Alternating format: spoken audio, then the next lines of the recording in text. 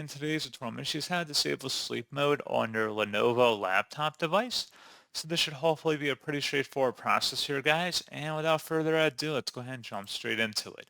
So all I have to do is open up the search menu, and you want to search for settings. Best results should come back with settings. Go ahead and open that up. On the left side, select system, and then on the right side, you want to go down and select power. And then you want to select the item underneath screen and sleep timeouts. Where it says plugged in, set the make my device sleep after, click the drop down for that, and select never if you never want your Lenovo device to turn off. You can also adjust it for the screen settings as well if you do not want your screen to turn black. Do it for the plugged in as well as the battery options. So if you're on a laptop or tablet device, you may have multiple options on this expandable drop down list. And that's pretty much it.